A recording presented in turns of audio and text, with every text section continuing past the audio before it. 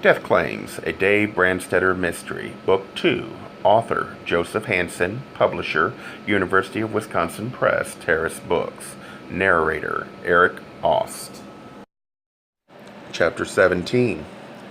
Campos leaned delicate elbows on a white formica shelf and spoke through an opening in a tall glass partition to a teenage Mexican girl in a white Orlon mini uniform and kepi.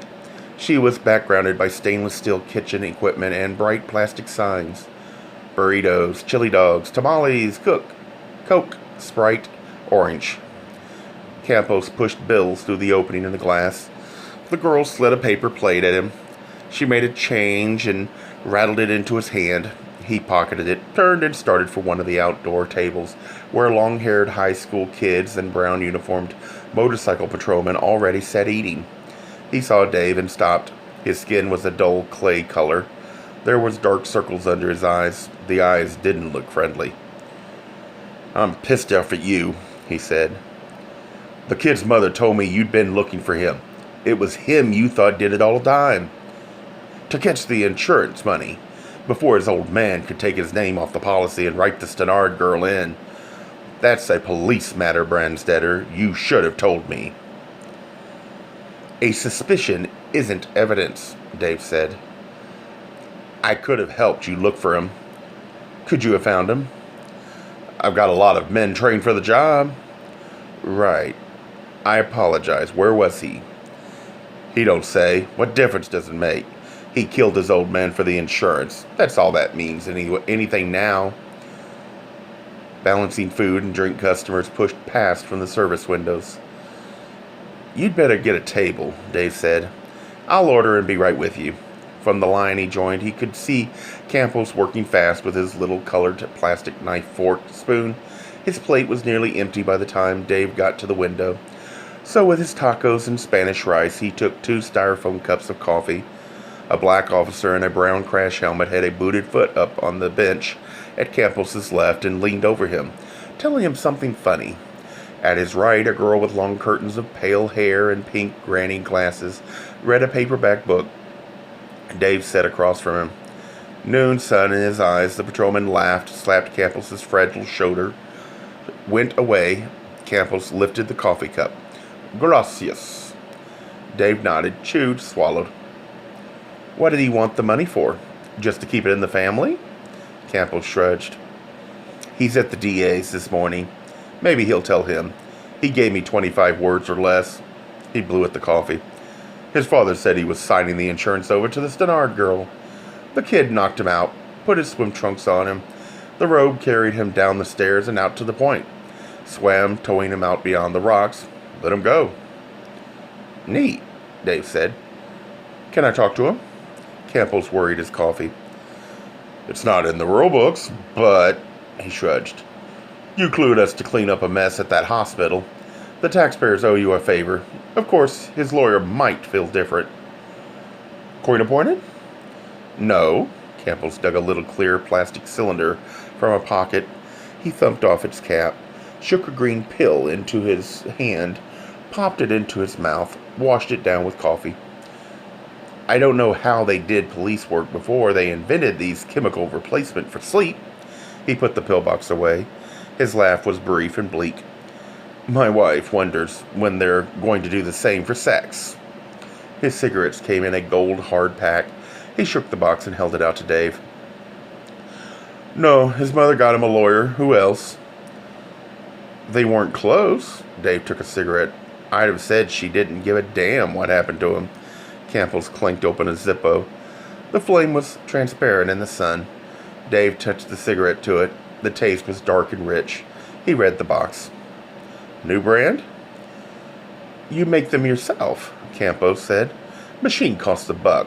Papers, filters, tobacco, another $1. My oldest kid started it, and I smoked one and liked it." "Making them must take time. Have you got time?" Campos shook his head. "He makes them for me. I pay him 40 cents a pack. That's 100% profit.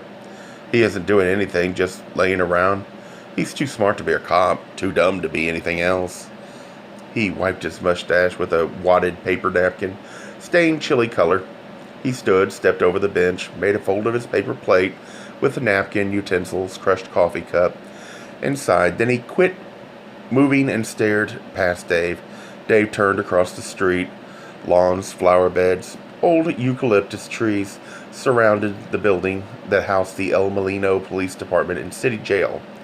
White, Spanish mission style, central tower with pigeons, red tiled roofs, up the wide, shallow front steps, between two beefy blonde officers with big brown handled 45s on their prime USDA hips, walked a small, dark youth.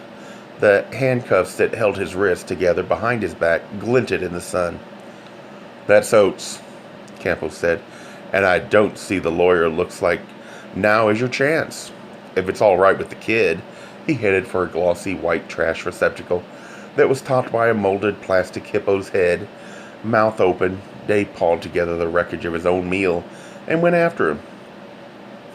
Campos caught up with the officers and the boy outside a door at the end of a hall. The door was sheathed in steel, studded with bolts, had a little wired glass window at eye level and a chipped enamel sign that read, "Firearms forbidden beyond this point." One of the officers tapped the window with something small and metallic. The other one took the handcuffs off Peter Oates. The boy's corduroy jacket matched the one April had worn on the cold night beach. Under it was a brown crew neck pullover. His pants were tucked loosely into short boots. When Campos spoke to him, he turned and looked at Dave, who had stopped a few yards off. He was handsomer than in the black and white 8x10s tacked up at the old mill store stage. Even the transparencies in Whittington's wastebasket missed the dark glow of his coloring. What none of the pictures missed was the gentleness.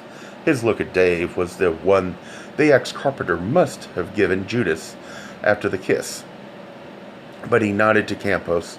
In the room with the blank tan walls, where they'd interviewed the hospital orderly, he sat on one of the tan metal chairs, smoked one of Campos's strong cigarettes, and watched Dave across the tan metal table.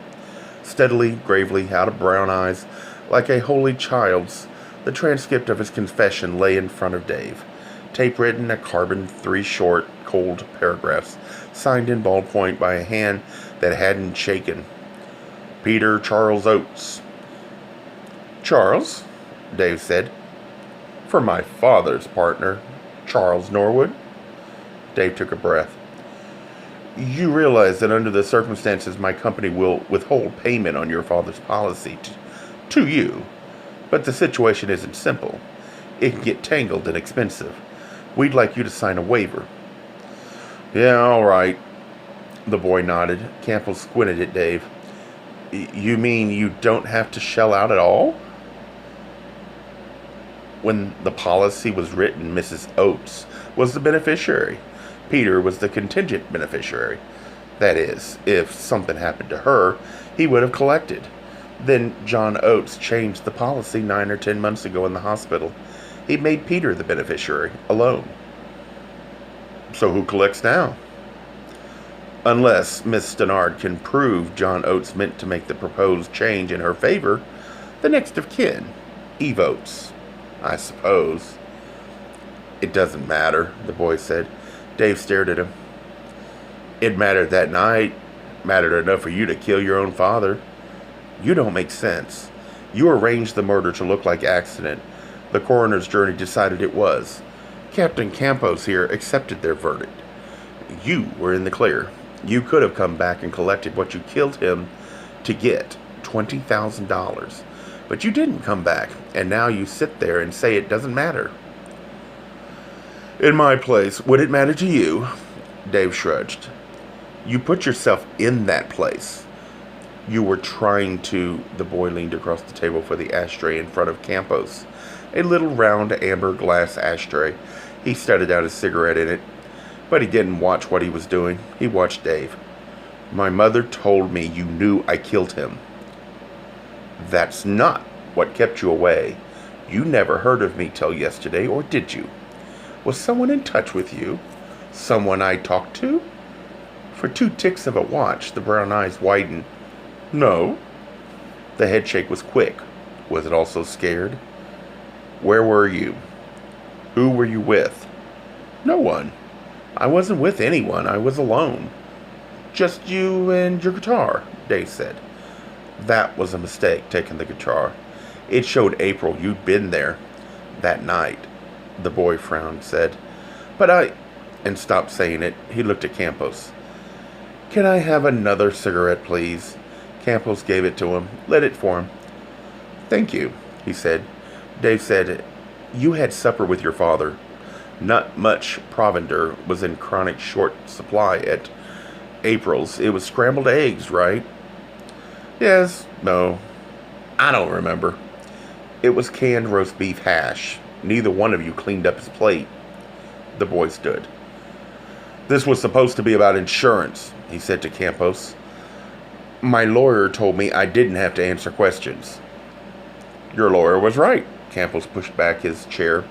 Its feet made a rubbish stutter on the plastic tiles. He got up, twisted the doorknob, leaned into the hall. Hayes, he said. Libisky.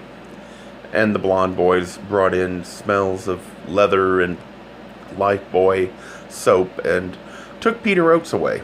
Dave handed Campos the paper. This is no good. Campos squinted again. What do you mean? Dave stood up, tired. He wasn't even there. Where was he? Why did he confess? That's for us to find out, Dave said. Not me, Campbell said. This is tight. The DA likes it. He'll like it even better when he hears about the guitar, and I got 10 other things to do. A Gay Mysteries Audiobooks. I think it is easy to hate a label, but a face humanizes the word. So this effort is twofold. To offer comfort to those like myself that your world didn't end because you don't fit into the view of acceptable society on both sides. And in hopes of helping those with family that are LGBTQ, that it doesn't mean we are aliens from the child they once knew. Reassure them so they can maybe be supportive at the same time, being true to their values.